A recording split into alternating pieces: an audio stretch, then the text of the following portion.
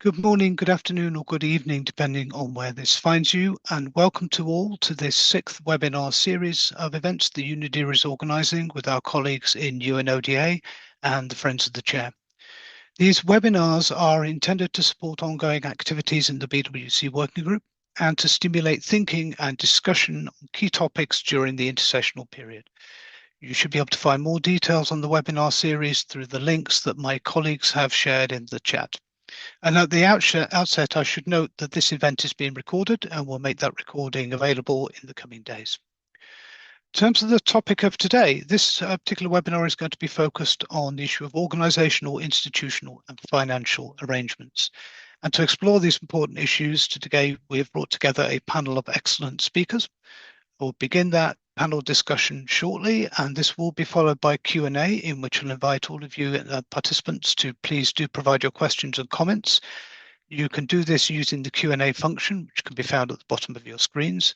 And just so you are aware, questions and comments will be treated anonymously. So if you do want to be a question or comment to be attributed, please do put your name and affiliation in the textbook if you would like us to attribute you. Otherwise, it will be anonymous. Towards the end of the discussion as well, we'll also have a short Menti poll, which has been developed with the Friends of the Chair, and we'll do this to get some input on questions related to this agenda item. Before that, however, I am delighted to give the floor to Ambassador Frederico Duque Estrada Meia of Brazil. It's the permanent representative of Brazil to the CD and is chair of the BWC Working Group. Ambassador, thank you so much for joining us, and the floor is yours, sir. Thank you, James. Excellencies, distinguished colleagues, ladies and gentlemen. It was with great pleasure that I accepted the kind invitation to join this important webinar. It's a privilege to reflect with you on the organizational, financial, and institutional dimensions of the Biological Weapons Convention, BWC.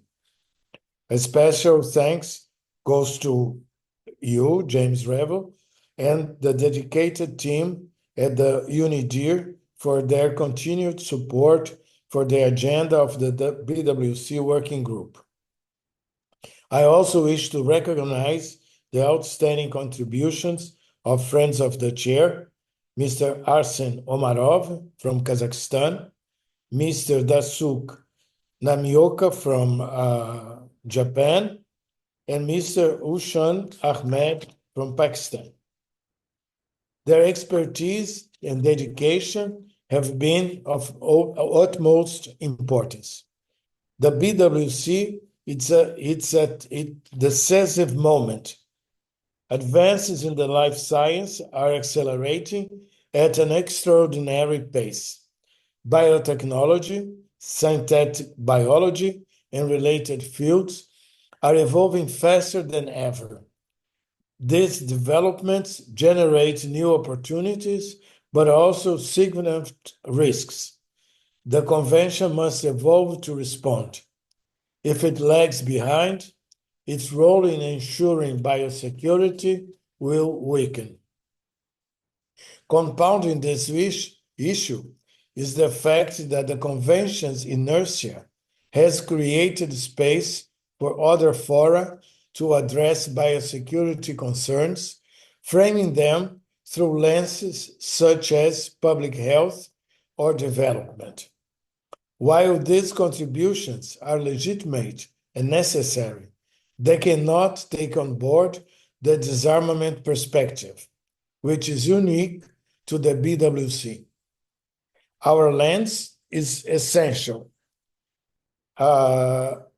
Preventing the weaponization of biology is a task that only the BWC can fulfill.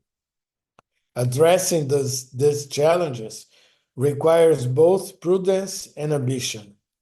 It depends on pragmatism. Form follows function, should guide our approach. The convention's institutional framework must reflect its purpose. It must provide tools to strengthen compliance, foster cooperation, and adapt to scientific progress. This also means ensuring that resources match our goals. Without adequate financial support, even the most promising initiatives will falter. The fifth session of the working group in December offers a unique chance to make progress. This session is our opportunity to discuss the mechanism mandated by the 9th Review Conference. The proposed structures for international cooperation and assistance, ICA, and science and technology development, S&T, are essential. Their mechanisms are not optional extras. They are the backbone of a stronger convention. They will allow us to engage with scientific advance, build capacity, and respond to emergency risks. Institutionalizing these mechanisms also opens the door to a more profound discussion on verification. For decades, this topic has been sensitive and divisive. Yet, it remains essential to the credibility of the Convention. The ICA and the SIT mechanisms can help build trust and technical capacity, creating a foundation for future progress. In this context, I would like to commend the initiative of Kazakhstan to bring the relevance of institutionalizing the BWC to the first committee of the United Nations General Assembly. This effort highlights a critical reality. Among the instruments addressing weapons of mass destruction, the BWC remains the only one without a dedicated organizational structure. The path ahead is clear. The BWC must adapt to remain relevant. It must assert its role in disarmament while engaging constructive with a broader biosecurity landscape. Institutional strengthening, supported by adequate resources and grounded in practical balanced solution, is the key to achieving this. The time for action is now. I wish you a great webinar. Thank you. Thank you very much, Ambassador Mayer, for your kind words to the UNIDIR team, but also for your insights and sharing this vision on the way forward.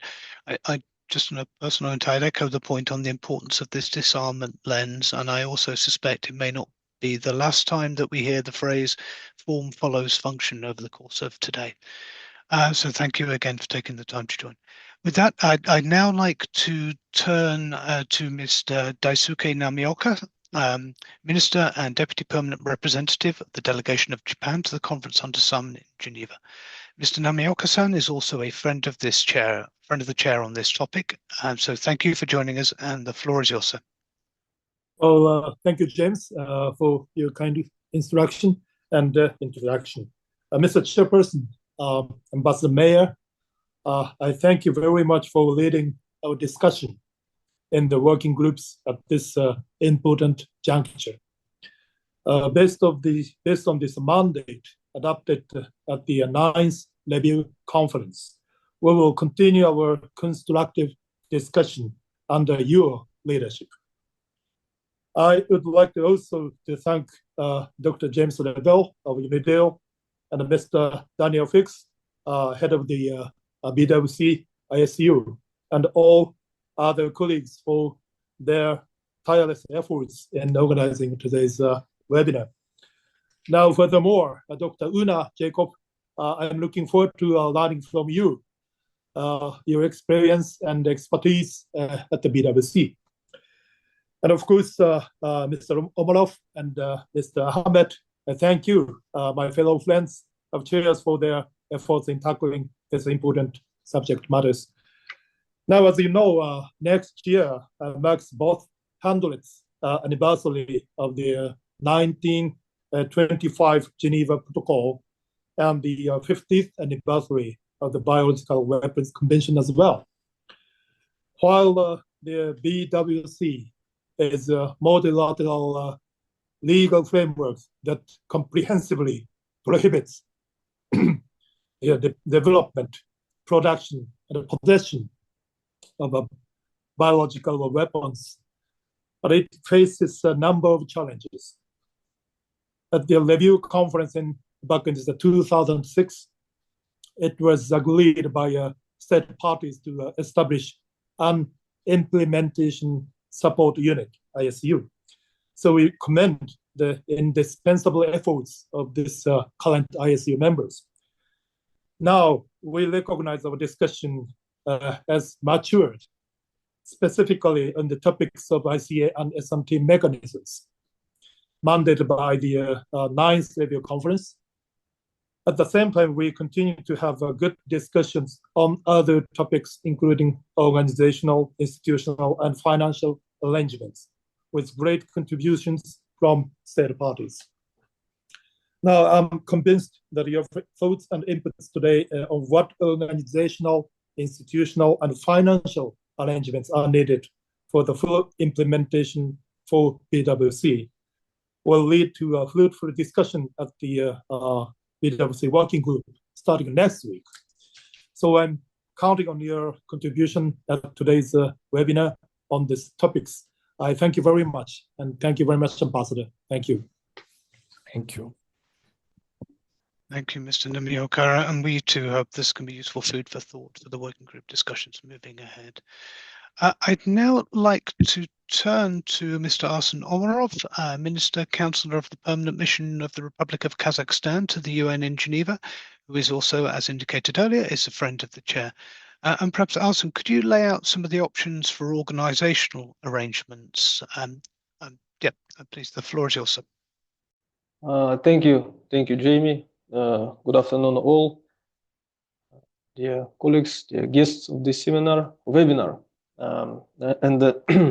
To respond to the question from Jamie, and to begin with, I'd like to say that I will be speaking in two capacities: as a friend of the chair and in my national capacity as a delegate from Kazakhstan. And before that, let me also thank UNIDIR and the UNODA for organizing a series of the webinars in support of the BWC working group on every agenda item. In fact, each of the agenda items has only a few days for substantive discussion, and particularly this agenda item G has only 1 day, and any additional opportunity to talk about the organizational, institutional, and financial arrangements are welcome. And let me also be like a friend of the chair and to share the view that such measures from these 3 points, organizational, institutional, and financial, they can be considered in the context and through the prism of each agenda item. Because every agenda item, verification, international cooperation, assistance, science and technology, national implementation, CBMs, has an organizational, institutional, and financial framework. And we, as a friend of the chair, tried to create a template during last December session. We encourage all of you to participate in this template and to fill these boxes of this template.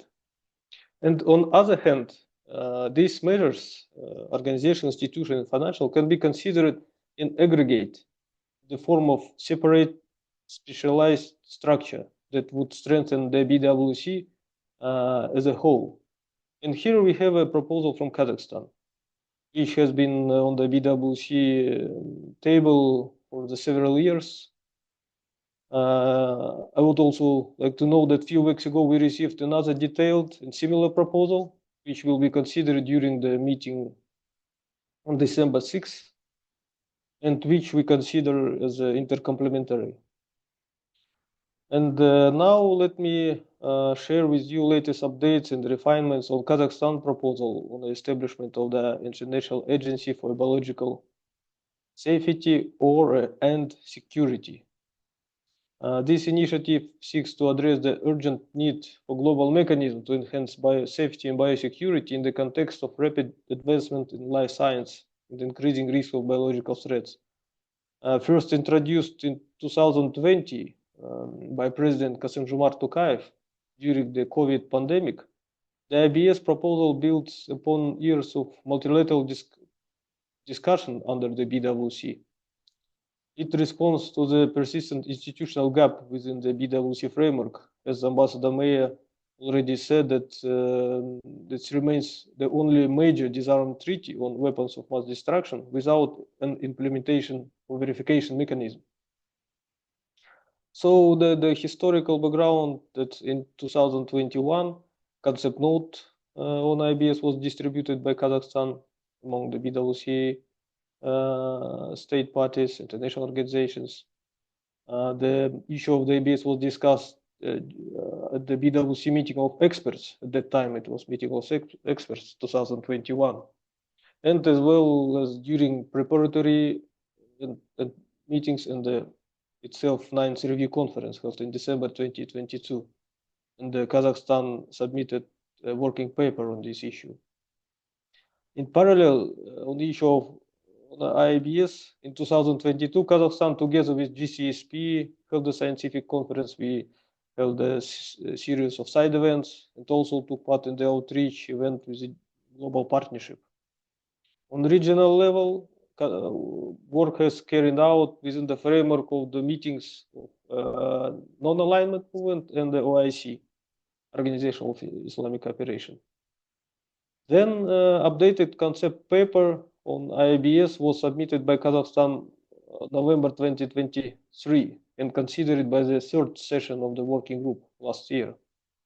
And finally, this year, first committee adopted without vote. I'd like to highlight this in November 4, the resolution that encourages the working group to further consider measures aimed at strengthening and institutionalizing the convention in all its aspects, in particular on how to proceed on organizational matter within the working group, including the possibility of an international agency for biological security and other institutional arrangement.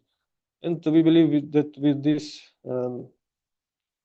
work has been done through the several years, and with the resolution of First Committee this December session, it is real junction, a cornerstone. It's the peak of our work within the working group that we can move further and then decide to concrete results. And Kazakhstan is grateful to state parties, international organizations, and the independent experts for their feedback and support. Kazakhstan has prepared an updated concept note on IBS and updated draft statute, which will be sent today, at least, or tomorrow, to the ICU for registration as a working paper. And we will discuss it on December 6th during the working group meeting on this agenda item. And also Kazakhstan will organize on December 4th the side event with a presentation of these working papers. So let me highlight some key updates of this concept note. So it is the revised mandate and terminology. As you can notice that while the early version used the term safety, the updated version will have a worse terminology like a security, reflecting global consensus on the agency's broader role in preventing misuse of biological materials and technologies. And here we can refer to the WHO terminology or the UNIDIR glossary. So they both use the biological safety and biological security terms. And the new title, International Agency for Biological Security, aligns more closely with the agency's envisioned dual mandate, ensuring compliance with the BWC and fostering peaceful use of biotechnologies. So the second, it is expanded objectives and functions. The new updated concept note incorporates several mechanisms that's now on the table, and including the verification compliance, modeled after lessons from the OPCW and IAEA. From the point of institutional financial consideration, updated concept emphasize flexibility, cost effectiveness in the IBS structure. Proposals for autonomous governance, equitable geographic representations, and partnership with organizations such as WHO, FAO, WOA, and private sector are highlighted. And the support for developing nations is recognizing in this new update. And the last, it is integration with existing frameworks. New mapping and assessment exercise is proposed to identify overlaps, what is a very important gaps and synergies with existing organizations. This will ensure that IBS complements rather than duplicates existing efforts. For the practical step and the roadmap, our updated concept outlines a gradual consultative approach towards institutionalization of the IBS. Short-term goals could be establish interim measures, mechanisms, the BWC. Medium-term goals could be reach consensus on IBS structure, functions, and operational framework at upcoming BWC meetings. And long-term goals, it is itself institutionalize the IBS, potentially integrating its mandate with legally binding measures as a political consensus grows. And Kazakhstan remains committed to open and inclusive dialogue, especially with developing nations, international organizations, other stakeholders, to ensure that initiatives, relevance, and accessibility. And now we look forward to your insights and active participation in this webinar. And as a friends of the chair and Kazakhstan's capacity of the state parties are ready to further discuss these issues. Thank you, Jamie. Thank you very much, Alison. I certainly take your point that organizational, institutional, and financial issues need to be viewed in the context of a prism of each agenda item. It's a nice turn of phrase. I also suspect it makes the job of the Friends of the Chair somewhat more difficult, though. We will have the opportunity for comments and questions, and the Q&A function at the bottom of the screen. Please feel free to enter those comments and questions, and we will get to as many of those as we can. But before that, I'd now like to turn to Dr. Una Jakob. Una is head of the Research Group on Biological and Chemical Weapons Control at the Peace Research Institute in Frankfurt. She has also been on the German delegation to the BWC in the past, but in this particular instance, I think I'm correct, and Una, please do correct me, but I understand Dr. Jakob is speaking in her professional capacity with PRIF, so this is not a German perspective. And Una, perhaps could ask you to outline some of the options for institutional arrangements, and you have the screen, madam. Yes, thank you. Can you hear me okay? Can hear you loud and clear. Okay, great. Yeah, first of all, I'd like to echo our previous speakers in thanking the Friends of the Chair and UNIDIR and you personally, Jamie, for organizing this meeting and also for inviting me to speak here. I'm very, very happy to be here. And yes, I am speaking in my personal capacity as a PRIF researcher. And I would actually start with a few general remarks and a few things that I am deriving from my job as a researcher here about institutionalization and disarmament and arms control, because we often use these terms, institutions and disarmament regimes, and usually don't really specify what we mean by them. So in political science, when we talk about an international regime, we think about institutionalized cooperation. So that already includes the idea of something is institutionalized or provides structures. And it helps states in a given policy field to pursue shared objectives. So this can include an organization, but it doesn't have to. And what I'm trying to get at is institutionalization doesn't necessarily equal an organization. There are different forms of institutionalization institutions, and I'll get back to that more concretely on the BWC in a minute. Before that, I'd just like to highlight why this is considered important in disarmament research, and this is because it helps to structure interaction between states and other actors maybe, and ideally it makes collaboration more effective, in theory at least. it does create stable expectations about procedures, and it also facilitates cooperation and communication. So there are good reasons why we talk about this and why this is an objective and a thing to pursue. And for those of you familiar with the BWC, I guess it will be quite obvious when I mention those objectives, why it is an important topic and why the lack of an organization or more institutions is a problem. And for those of you who are not yet that familiar with the BWC, I would just ask you to trust me on this, that it is important, and the BWC could use a little more of that.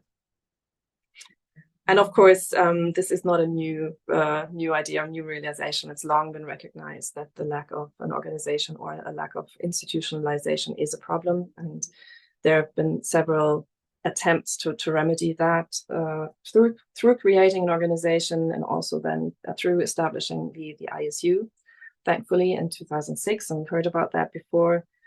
And I'd like to add, and we might hear more about that later, that also the establishment of the first intersessional process, though it happened for different reasons, was a form of institutionalization back in 2002, because it did provide a new structure and a framework for interaction. But of course, there's been a general feeling that this is not enough. It served its purpose, served it well, I guess, but it's not enough. It's not all the BWC needs. Which is why we had institutional strengthening as one of the experts meetings topics a few years ago, as an umbrella term for a wide range of ideas connected with that. And we also have it on the agenda now, as we all know. So when I was asked about options, and I'll talk about options of institutionalizations, I thought, rather than talking about specific ideas and specific proposals, I would zoom out a little and give you my sense of the kinds of options that states parties and BWC have when they decide to strengthen the institutional side of the BWC. And we can, of course, discuss that later, and I'm happy to. So the one way to go would be, and I'm using them in no particular order, at least not in a sense of prioritization or how I would weigh them, but rather because I have to start somewhere. So the one approach states parties could take would be to create ad hoc mechanisms and instruments. Like whenever there's a problem identified, states parties can try to find a way to deal with that. And we can see a little bit of that maybe with the proposals to have mechanisms on international cooperation and assistance, on scientific and technological developments. We could see other areas that have been discussed in the BWC that could get their own dedicated instruments, mechanisms. So that would be one way to go, to create a set of different instruments designed for specific topics and specific purposes. Of course, that would mean that states parties could address issues as they arise and could try to achieve agreement on one aspect without necessarily agreeing on the way to go in all other areas. But it's also probably not the most cost-effective way, and it might be slow to react to real-world problems that might be interlinked, and it might require a more holistic approach. So another option would be slightly similar, but a little more coordinated, I guess. So states parties could work from such ad hoc instruments, but kind of use them as building blocks and integrate them in a larger web network of BWC-related institutions. And this kind of building block approach could, of course, also include mechanisms that already exist in other areas and that could be of use to the BWC, be it in the global health context or in the UN context. And of course, always mindful of the respective mandates and the purposes, and see how it relates to the actual BWC topics. But that could be another approach to go, and have those individual measures in a more integrated system, I'd say, would of course enable states parties to use synergies between them, would reduce costs, would be able to work with in the areas where there are interlinkages between the different topics. But it will still be a complex process, I guess, difficult to keep an overview over everything. And it also might require quite a time to build that up. So option 3 would be, and we just heard one example of that, to establish a full-blown treaty organization. And this is an idea, of course, that is out there for good reasons. And that would be then an organization slash institution that could encompass all issues that states parties deem important and relevant, which could be, would be financially, I guess, more of a burden, but also maybe more cost effective than having individual measures that also come with costs. And it could include all the priorities of states parties and all aspects of the treaty.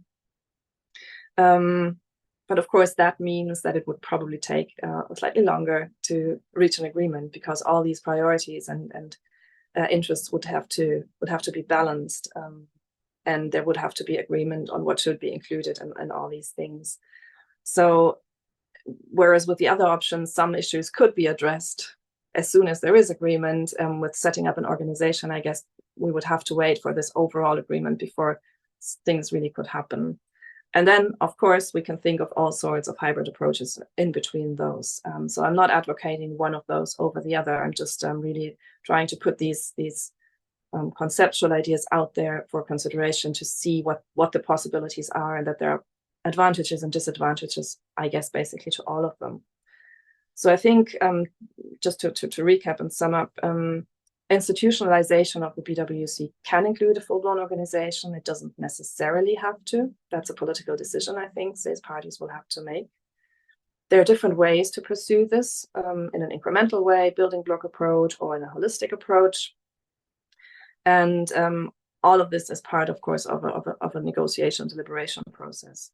What I would like to emphasize at the end, and this brings me to my last point, and actually also I very much like the disarmament lens, and Jenny, you were right, and this will come up later, because I personally think this is very important to keep in mind when we talk about strengthening the BWC. So through a disarmament lens, I think what is important is that whatever institutions, organizations, and processes we think about, and the processes to get there, it's really important to focus on the question, does this truly strengthen the BWC? So it shouldn't be a purpose on its own or by itself, but it should really be designed and tailored to truly strengthening the BWC. And that's my final word for now. And I'm very happy to take questions and comments later in the Q&A session. Thank you. Thanks, Una. It seems a wise word, some wise words to conclude on. And also thank you for your useful, I think, very useful reminder of the conceptual functions of institutions, but also different conceptual approaches to building institutions and the strengths and weaknesses. That's very much appreciated. I will turn shortly to Mr. Daniel Feeks. Daniel, many of you will know, is Chief of the BWC Implementation Support Unit, which is located within the United Nations Office for Disarmament Affairs. And I will shortly add, Daniel, I'm hoping you could provide us with an overview of financial issues. But before doing that, just to place this in context and following discussions with the Friends of the Chair, I thought it might be useful just to kind of provide a little bit more conceptual clarity on the BWC relative to other international organizations. So from a sort of rough calculation, I think the IAEA has a budget of about 425 million and a staff of 2,560. OPCW has a budget of 7 million and a staff of 500, although that's what the website says. I think it's slightly less than that now. Just for context, though, the BWC has a budget of just over 2.1 million and a staff of 4. I'm very aware these organizations are very different bodies with different responsibilities, but I think it perhaps provides a little bit of contextual setting for Daniel's remarks. And with that interlude, Daniel, perhaps I can hand over to you. Please, the screen is yours. Thanks very much, Jamie, and yeah, thanks very much for that introduction and showing those figures as well. Good morning, afternoon, evening to all colleagues on the call as well. Very good to see everyone, and very good to be able to talk to you all briefly about this particular topic as well. My part of this that I've been asked to talk about is in some ways slightly, I don't know how to say it, slightly drier, maybe in some ways. I'm going to be talking mainly about the financial arrangement side of things. So it will be mainly focused on the budget, financial and budgetary issues, but that's a very important part of the whole basket of issues relating to institutionalization. And as we know already, that this is part of this particular topic being considered by the working group as well on organizational, institutional, and financial arrangements. Jamie, can you just confirm that you can see the slides okay there as well, please? We can see the slides, yes, Daniel. Perfect. Okay. So just to begin with some kind of key points here. So just by way of background and just so that everyone understands how the BWC budget, the financial arrangements actually function at the moment, at least. So the overall budget for the BWC is agreed by the review conference every 5 years. And basically will cover the next intersessional program. That's the next 4 years between two review conferences. So in line with this, the 9th review conference back in 2022 agreed a budget of just over 8.6 million US dollars to cover the years from 2023 to 2026. Roughly $2.1 million per year, slightly more last year because we had an organizational meeting of the working group as well as the 15 days of the regular sessions of the working group as well. You can find all of the details of this in the document that you can see referenced here. That was the cost estimate document approved by the review conference. Some important things to note here as well in terms of the budget that I just mentioned. This budget only covers the staff costs for the implementation support unit and the costs of the meetings themselves that take place in Geneva. So that at the moment is the cost of the working group and of the annual meeting of states parties. Within those costs, there are no funds whatsoever for any outreach activities. There are no funds for administrative support for any activities, no funds for training or capacity building. The budget for the BWC, the budget funded from assessed contributions only covers ISU staff costs and the meetings. The costs themselves are split between all states parties according to the UN scale of assessment. It's slightly different than the standard UN scale of assessment because it's prorated to account for the differences in membership between the UN itself and the BWC. Since a decision at the 2018 MSP, signatory states and observer states have to pay for their share of any meetings that they attend as well. And it's very important to stress here, and this has been a misconception that I have heard ever since I started working here in Geneva. It's very important to stress that the BWC, whether that's the implementation support unit ourselves or the meetings, receives nothing from the UN regular budget. Everything to do with the BWC, including us in the implementation support unit, the meetings, the costs for the interpretation, translation, all of that is funded through the assessed contributions from states parties. So nothing in the BWC, whether it's staff or meetings, is funded through the UN regular budget. As you can see here, the quote from the cost estimate says that the activities have no financial implications for the regular budget of the UN. And I also included at the bottom here in the box a quote from the final report of the meeting of states parties back in 2018, which was stressing the importance of the payment of the annual assessed contributions by all states parties as well. So just to move on, I've got a couple of slides. I'm really going to talk, first of all, this one covers the kind of more institutional arrangements. So going back partly to what Una was just talking about the kind of different ways in which the convention can be institutionalized. As Una referred to, the implementation support unit itself was created by the 6th review conference back in 2006. It was kind of formally established with staff recruited in 2007. It had 3 staff members back at that time. That was increased to 4 staff members by the 9th review conference back in 2022. But again, I'd also like to stress there that that's still, even within that slightly expanded ISU, does not include any administrative support or administrative assistance. The ISU, when it was created by the 6th Review Conference, was established within the Office for Disarmament Affairs. So it does not exist as a kind of self-standing or as a legal entity. It relies fully on the Office for Disarmament Affairs for financial and administrative management. And all of the funds that are received, whether they come through assessed contributions or voluntary contributions, are managed by the UN in accordance with the UN's own financial regulations and rules. The staff members, those of us here in the implementation support unit, we are all on fixed term 1-year contracts, which have to be renewed every year. Like I said, again, we are not part of the UN regular budget. We are not on UN permanent contracts, for example, as with other people in the Office for Disarmament Affairs. There are also some other staff members working within ODA who are funded through voluntary contributions on particular projects and activities to respond to requests for assistance from states parties. And I'll talk a little bit more about voluntary contributions in a moment. And it's also important to bear in mind that the UN requires sufficient funds to be available in advance in order for meetings to go ahead. Colleagues that attend the meetings here in Geneva will recall in the case of the BWC back in 2018, we had to take some cost saving measures by actually cutting the time, the duration and the services for meetings. And that's happened occasionally in other meetings as well. When the UN has not received enough money in advance of a meeting, then some cost saving measures sometimes have to be taken.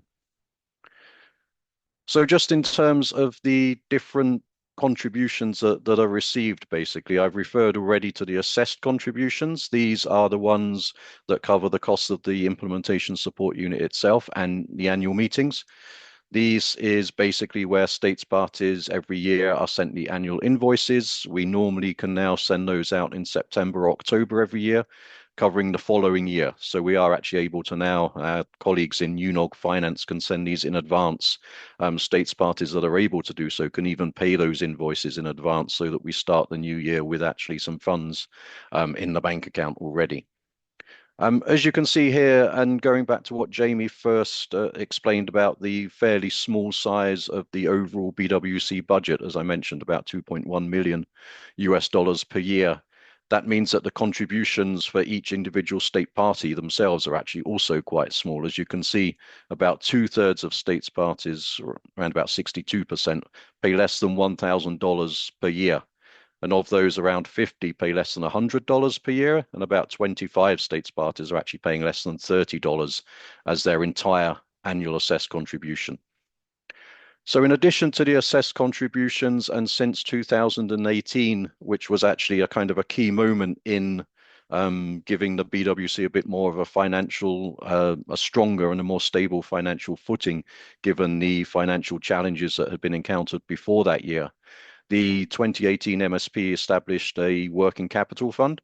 You can see the function of that here on the screen. It's basically a source of short-term financing to basically serving as collateral before assessed contributions can be received. And it was also decided by that MSP that in order to ensure the kind of stability and the continuity of activities of the meetings, that the priority should be given to funding the contracts of the ISU. And then on top of those things, it's also possible for states parties to make voluntary contributions. So aside from the assessed contributions that they have to pay towards the cost of the ISU in the meetings and voluntary contributions to the working capital fund, they can also make voluntary contributions. And this really came mainly from decisions at the 7th Review Conference in 2011, which established a sponsorship program which helps experts from developing countries attend meetings here in Geneva, and that is funded entirely through voluntary contributions. And that same review conference also noted that states parties in a position to do so may consider making voluntary contributions to enhance our ability to carry out our mandated tasks. And that refers back to what I said earlier about some additional colleagues working here in the Office for Disarmament Affairs to respond to assistance requests from states parties. There are also very clear decisions that were taken at the 2018 MSP about the financial reporting obligations, both for us in the ISU, also for the UN office here in Geneva, and for the chair of the annual meeting of states parties as well. So what we do nowadays is that we share monthly financial reports with all states parties. Detailed information, much more detailed than I'm going to give you now, is actually available on the UNODA financial dashboard, a screenshot from which you can see here on this slide. We also prepare every year input for a financial report to the meeting of states parties. The one for this upcoming meeting of states parties should be issued fairly soon in advance of the meeting. And then we also, back in 2022 at the PrepCom, for the 9th Review Conference, we provided a much more detailed background paper on financial or the financial status of the convention. And also in that, we included estimates of costs for possible decisions that could have been taken at that review conference So basically for potential upcoming meetings. So in some ways we try to estimate the costs of what became the working group, for example. So that is a quite useful reference document to look back on. We gave in that cost estimates for additional staff, for additional types of meetings, details of how much, for example, 1 day of interpretation would cost, details of how much translation costs and things like that as well. The idea there being very much to give states parties information that they could then use in a kind of a modular way to actually build up their own cost estimates when thinking about how much a certain proposal, a certain idea might cost in terms of the decisions which could have been taken at the review conference. So it's still, even though it's slightly dated now, that document still serves as a useful reference. Some of the costs may have changed slightly over the last couple of years, and we're obviously happy to update those and to provide updated information to states parties as well.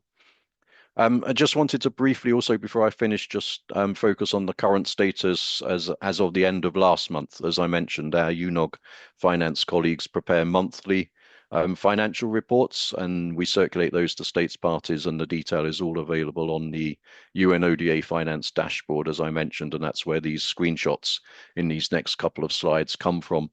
The collection rate for this year for the assessed contributions, as you can see, is fairly healthy, 94.3%. It's still not perfect, so we still are certainly encouraging states parties that haven't yet done so to pay their assessed contributions for this year. As you can see, we've also received over 136,000 US dollars in advance payments for next year already, which is very welcome. And as I said before, it's good now that advance payments are possible, that we can actually start the year with money in the bank, whereas in the past we used to start the year with nothing in the bank, usually in arrears, in fact. And talking of arrears, as you can see, there are states parties which have not paid for the last couple of years, some states parties which have not paid for many years, and the arrears at the moment amount to just over 170,800 US dollars as well. And also information here on the status of the working capital fund.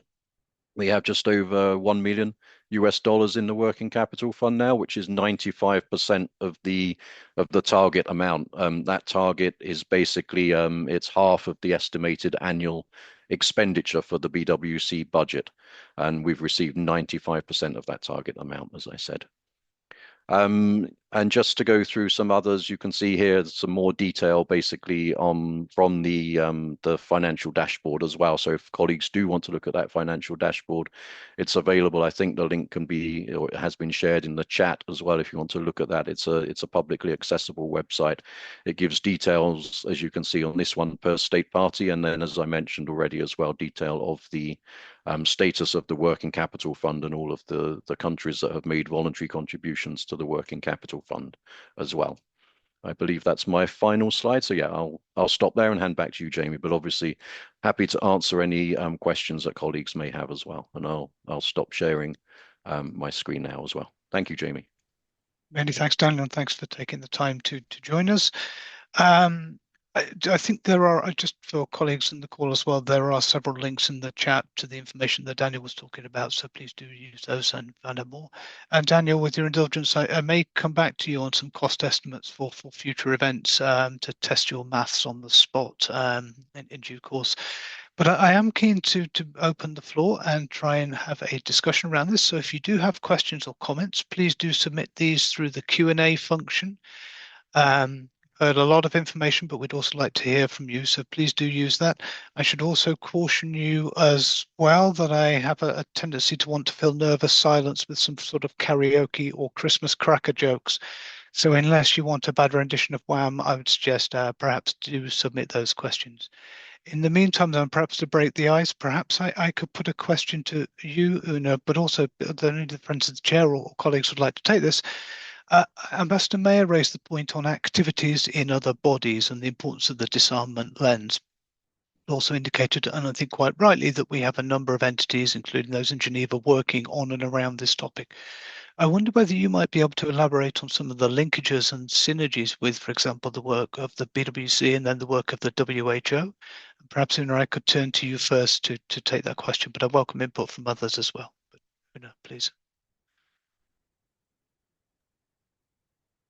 Yes, of course. Yeah, I think that's an interesting question, and it's growing in importance. I mean, we've seen collaboration and public health, global health, security questions moving closer together for many years now, and I think we're at a point where it's clear that there is a lot of interlinkages and going on.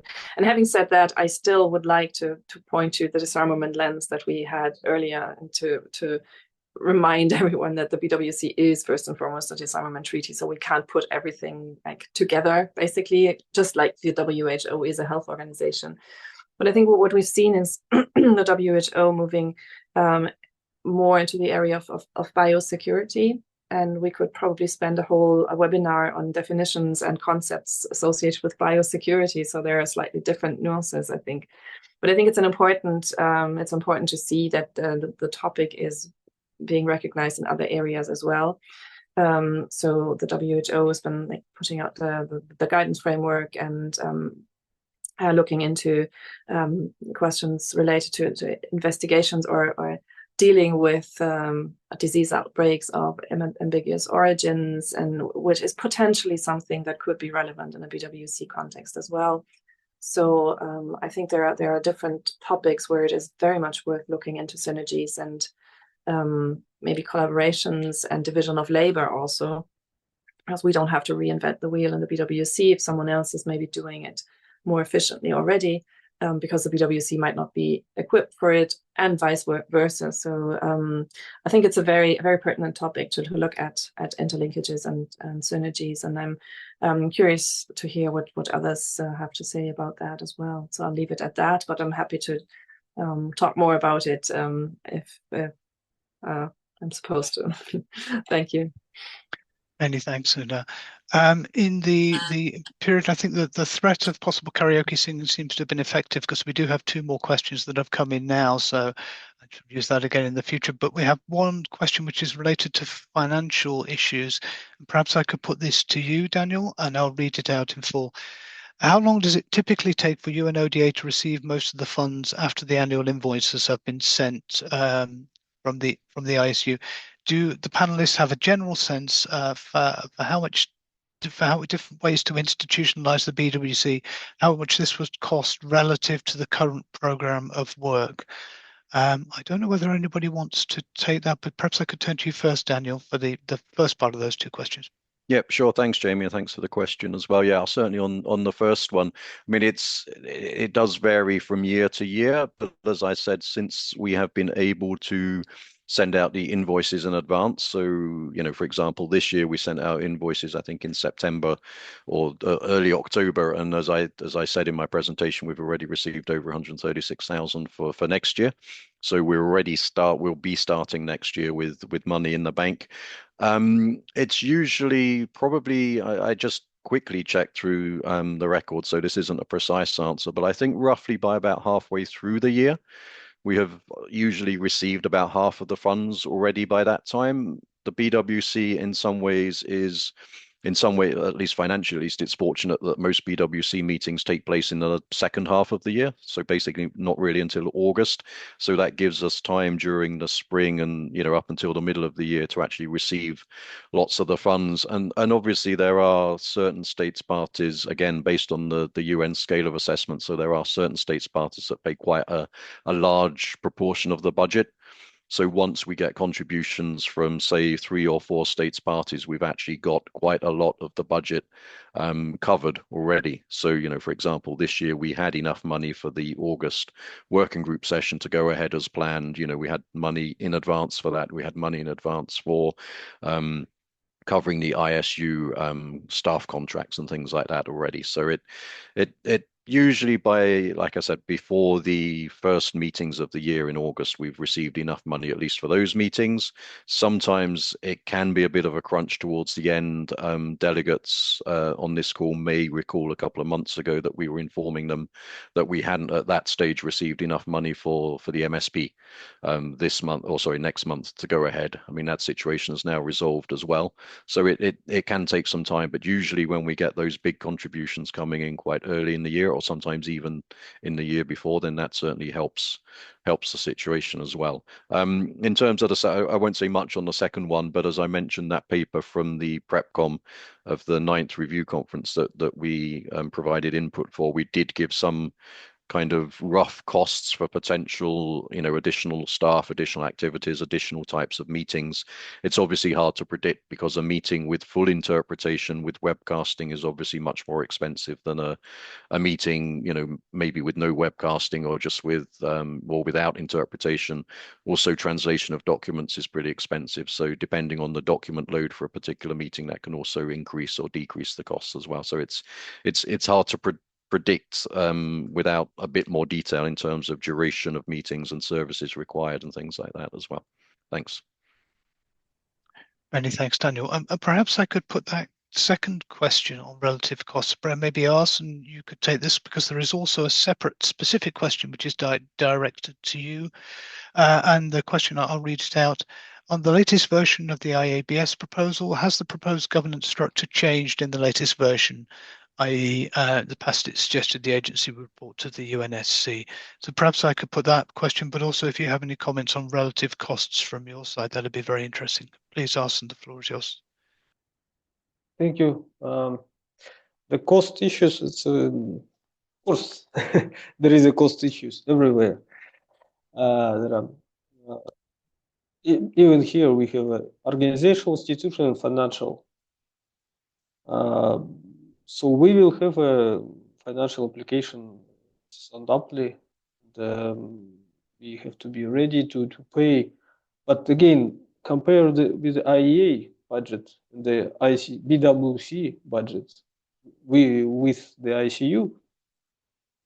It's like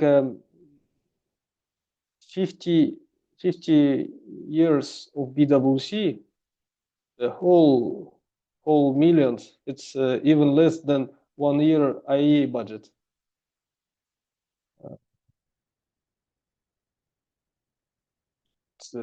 Even the biggest number, 2 million per year, 50 years, it's only 100 million. The IEA, it's 400 millions. And but here we of course we look like a cost efficient and not such a big organization, even not agency, not such big as the OPCW, and not even the 70 million. It could be less, but again, as a starting point, and after the development of the task and the mandate of the IABS, that the budget can be increased or decreased. But what we need, we have to start with something. Two mechanisms. They will cost.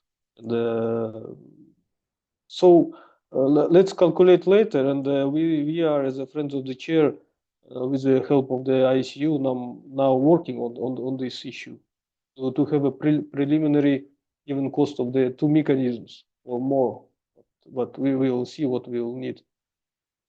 As for the question on the structure and the governance structure, it is the same almost. The executive board, the technical secretariat, but as I understand, the question is about the relations with the UN Security Council, and we have in our convention this mechanism of work with the UN Security Council.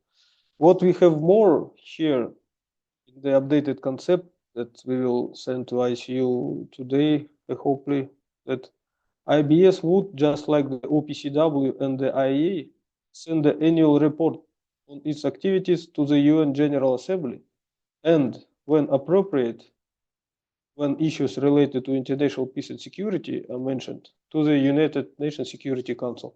So we are not inventing something new with the work of the bodies related to international security with the Security Council. Again, OPCW and IEA reported when needed to Security Council. It is their work, and if Security Council requested, the agency or organization reported. So in this, we see the role of the Security Council in this angle.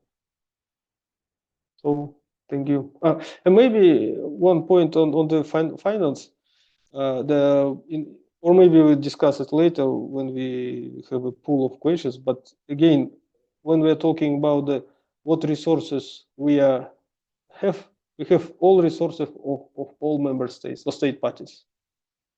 We cannot limit ourselves. Thank you.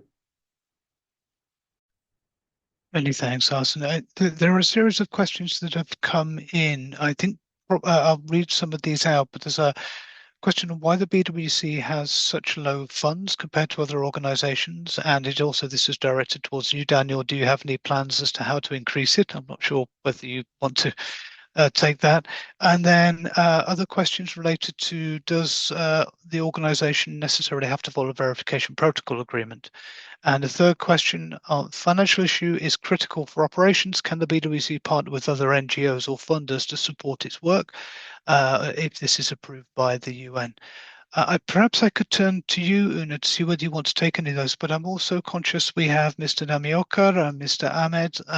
Please, if you, and of course our Chair, Ambassador Mayer, please, if you'd like to take any of these questions or have thoughts, please do let me know. I don't want you to feel you're in any way excluded from the discussion, so please do signal somehow. But until I see indications otherwise, perhaps I can turn to you, Una. Yes, sure. Well, I can't say anything about UN customs or practice when it comes to financing or partnering with non-state party actors. But in general, I think it would be an option, I guess, to explore if there is general acceptance and the political will, and if the institutions are there and the regulations in place to ensure that money, wherever, well, that's a dangerous thing to say, wherever it comes from. I don't mean it like that, but if it's from states parties or other actors involved in the BWC, that's put to use, agreed by everyone, I guess it's an option that's worth exploring. But again, I can't say anything about the actual regulations or UN rules on that. Regarding, and I'll be brief to let others, give others a chance to chime in as well. Regarding the question of the connection between the organization and the verification protocol, I don't think there is an automatic connection between the two. I guess the thinking about a verification protocol was that to be implemented, that would need an organization just because of the workload and the tasks that would come with it. So I think that was a connection that was there, but we have a different situation now, and so an organization could fulfill different kinds of functions for the BWC, and that could include verification, or it could not include verification, depending on how the political consensus is. And I wouldn't presume to know opinions of state parties on that, but the general sense of being in the room, or having been in the room for a while, is that there are very different opinions on that. If that is desirable, if that is feasible, if that is what states parties as a group should aim for or not. So that's not easy to answer with a yes and no, but I think it's one of the most difficult topics that we have at hand. And we will hear more about that, I guess, in Geneva in 2 weeks and 3 weeks. But I don't think there is an automatic and an unavoidable link between the verification protocol, especially when we talk about a protocol and an organization. So I leave it there, and I'm happy to hear others' comments on these questions. Thanks, Una. I think you raise an important point. I mean, it's fairly clear there's a lot of effort over a long time went into developing the draft protocol text, or texts, as there are 2 of them at least, and it contains many valuable elements, but also a lot has changed over the course of the last 2 decades in terms of what's possible in organizational structures. So thank you. Perhaps I could turn to you now, Daniel. There's a couple of questions on the costs and NGOs. Perhaps you'd like to take those. Please, the floor is yours. Yep, sure. Thanks, Jamie. Yeah, and I'll refer back to what you or other colleagues already said earlier about form follows function, I think, in relation to the question about, I think there was a question was, why are the funds so low as compared with other organizations? I mean, you yourself, when you introduced the slide you showed just before my presentation, I think you compared with OPCW and with IAEA. I think it's very much related to what the BWC, what the institution that does exist, so our implementation support unit, is tasked to do as compared with those other organizations. Those two other organizations that you mentioned, have verification regimes, as Una was just referring to. They have big inspectorates. They are self-standing, autonomous international organizations. So, therefore they have large staff, they have large budgets. The BWC-ISU, as the convention is, currently institutionalized, there is no mandate for a verification regime. Therefore, there is no need for an inspectorate. There is no need for anyone for a staff to assess and evaluate declarations. And so all of those processes are not currently mandated. So there is no need for a big and more expensive organization. So I think that is, again, goes back to the form follows function issue, that if there is not a need for those things, then there's no need to have them. There's no need, therefore, for the budget to be that large. One thing I wanted to emphasize again is, we often focus on the overall size of the budget, but I think it's also important to focus on the cost of the BWC to each state party. And as I mentioned in my presentation, about 2/3 of states parties pay less than $1,000 per year. And I know it's, the big figure, the overall budget is an important one, obviously, and would obviously grow and expand if the activities and the mandates given to any kind of BWC institution were to get bigger. The overall budget would obviously increase. The cost to individual states parties would increase, but as I mentioned, with 2/3 paying less than 1,000 already, those increases would be marginal, to say the least. Anyway, on the second question in relation to funding from other sources beyond states, it's not something that we've had really much in the BWC itself. In the wider kind of health security field, there certainly are. We just need to look at WHO, for example, and the amount of funding that WHO receives from other sources. The UN system itself does have provision and does take funds from from non-governmental sources as well, and there are very detailed rules in place for how that's done, involving a lot of due diligence, a lot of forms to be filled in to make sure that there's no possibility of kind of any questions about the agendas or about the source of money, where it's coming from. Everything is done, like I said, there are very detailed regulations as to how that's done. It's not something that we have experience of much in the BWC, but it is something that the UN as a whole, the UN system, and other organizations like WHO and others do have a lot of experience of as well. Again, it would obviously be a question for states parties, not something that we in the ISU or in UNODA could have any mandate or decision power over these kinds of questions, particularly in terms of mandates. Activities are questions for the states parties at the end of the day, and are obviously things that the colleagues here on the screen, the friends of the chair on this particular topic, are working very hard on as well. Thanks, Jamie. Many thanks, Daniel. I don't have any more questions in my list, but I did want to leave the floor open in case any of our panelists or speakers would like to respond to any points. I can't see any indications so far. So what I'd suggest we do, if my colleagues, so if Maria and Clarice, perhaps you would be able to launch a short poll that we have. And then in the meantime, if people do have any further questions they'd like to put to any of our panelists, we can use that. But perhaps if I could ask Maria if we could share the short poll, which can be completed as we go along. And there are 4 questions here. They're all quite simple questions. Those of you from an academic background, I realize it is your job to attack and deconstruct the questions. Please don't, for the purposes of this. It is relatively straightforward set of questions. One indicating the background of US participants, a pretty straightforward yes or no question on whether the BWC requires a new institutional or organizational structure. And then third question, if you responded yes, what sort of structure would be preferable? If you respond no, please continue to the following question, number 4. And then we have a fourth question, which is whether the BWC has adequate financial resources to meet the expectations of its states parties. And that's a free text answer into which you can put whatever you'd like, although ideally we'd like something focused on answering the question.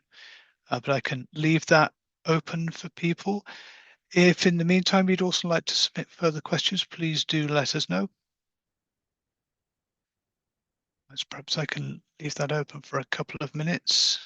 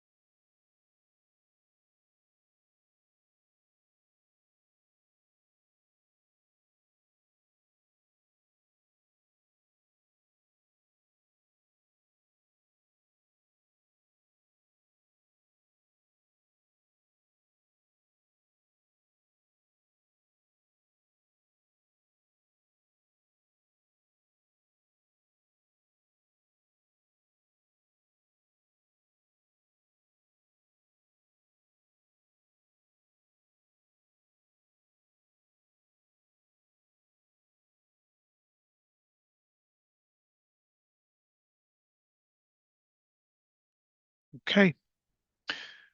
While we can leave that up and running, but perhaps in the meantime, I could now turn to Mr. Husham Ahmed of Pakistan. If I could just bring up my screen. Mr. Husham Ahmed is Counselor in the Permanent Mission of Pakistan to the UN and to the Conference on Disarmament in Geneva. He's also obviously a friend of the chair and has kindly agreed to provide closing remarks. So perhaps, Husham, I can turn to you now, and the screen is yours, sir. Thank you, James. I would like to extend my heartfelt gratitude to all the speakers in this webinar, my fellow friends of the chair, esteemed chair for his opening remarks, ISU as well, Daniel, and Dr. Una. Would like to really thank UNIDIR as well for organizing this activity and working with us in continuing discussions on this very important topic. And I think today what we have heard from different speakers, everybody has underscored the immense value of strengthening the Biological Weapons Convention as we are marking the 50th anniversary of this important convention next year. And it is a milestone that offers us a moment for both reflection and an opportunity also for renewed determination. The BWC has long been a cornerstone of international peace and security, serving as a safeguard against the misuse of biological sciences and technology. Yet even the strongest of cornerstones require consistent care, reinforcement, and innovation to support the structure it upholds. Strengthening the organizational framework of the BWC is not just a technical necessity.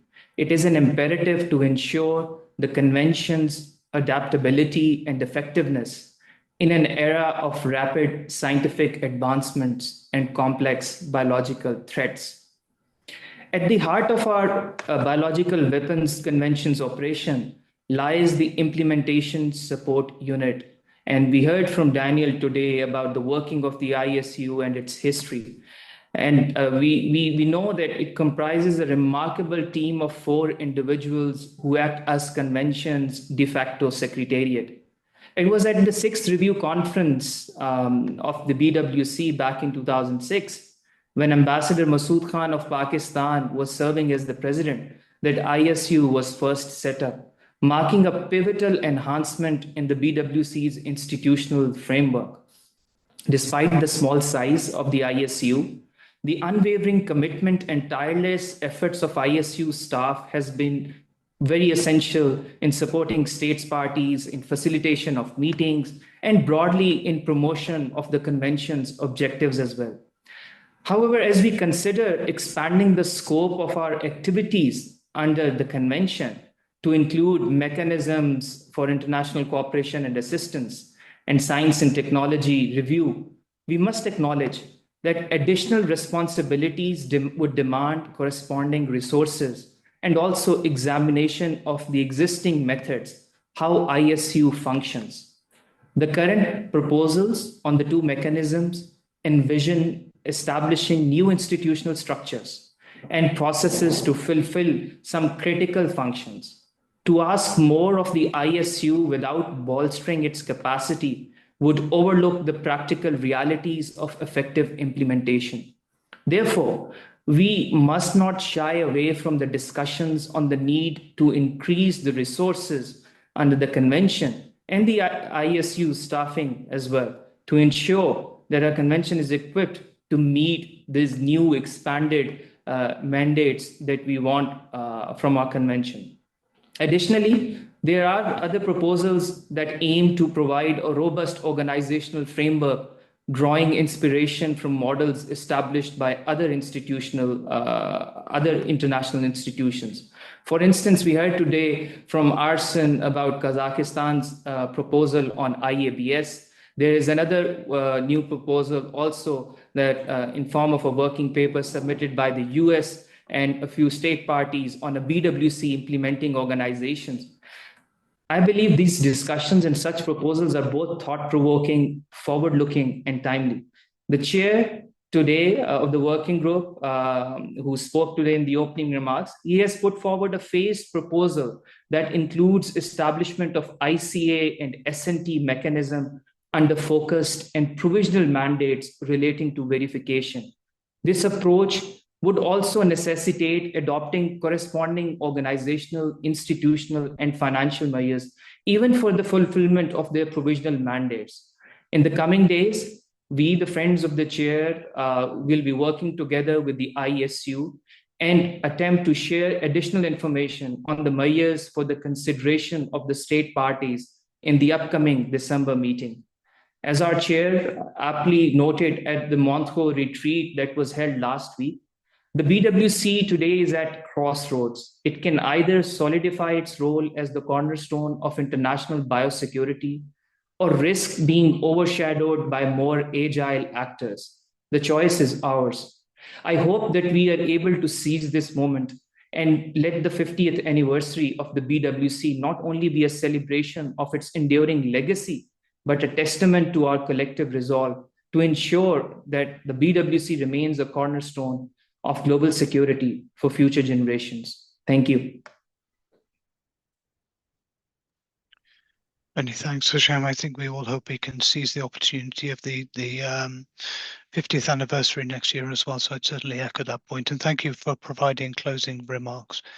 I have no further questions or comments, but I did want to offer the floor to any of your other fellow friends of the chair, if Arsen or Daisuke, if you would like to comment at all, or perhaps Ambassador Mayer, if there's anything you'd like to respond to. Otherwise, I'm happy to wrap up the discussion now.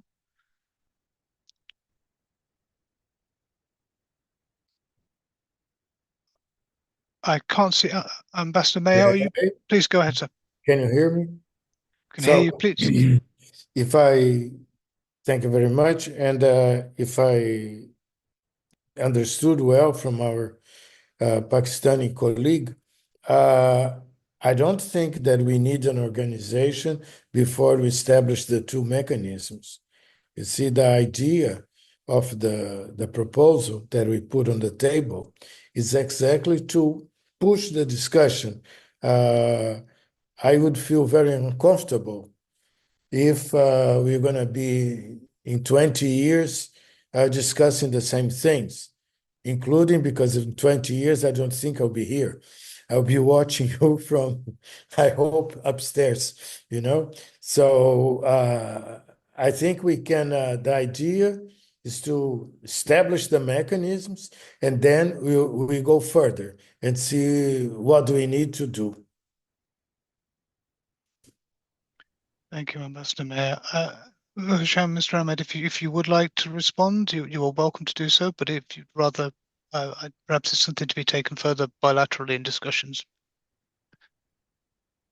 Thank you. Thank you, James. Just want to echo, I think this is the message also that we're discussing, and how the different approaches, including on the establishment of the two mechanisms under the guidance of the chair, would lead to further ensuring that the convention has the institutional and organizationally and financially the resources it needs.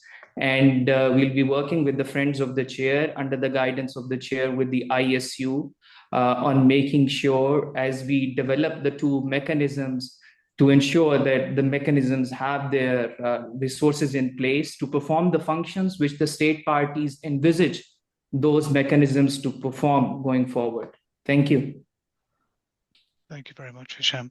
And thank you, Ambassador Mayer, as well, for your comments. I propose that we now wrap up the discussion. It's unusual we get to finish early, but I don't think we should avoid the opportunity when it does arise.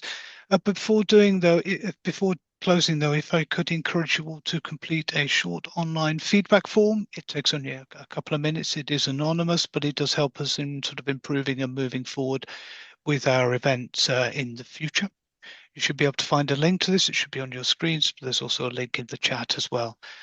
I'd also like to take this opportunity to thank all of our speakers today, to our colleagues from UNODA, from Friends of the Chair, Ambassador Mayer and the Brazilian team who have facilitated this process, of course, UNA as well.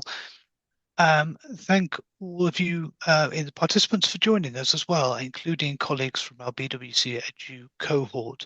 It's a real pleasure to be able to host this discussion and follow this discussion. And if there is interest, we hope to be able to continue to work in this webinar series on other topics. So if you do have suggestions or ideas, we are always available and interested to support the BWC, but other disarmament processes moving forward. And with that, just remains for me to say I wish you all a good afternoon to those of you in Geneva, or a good day or night, depending on where this finds you, and all the very best.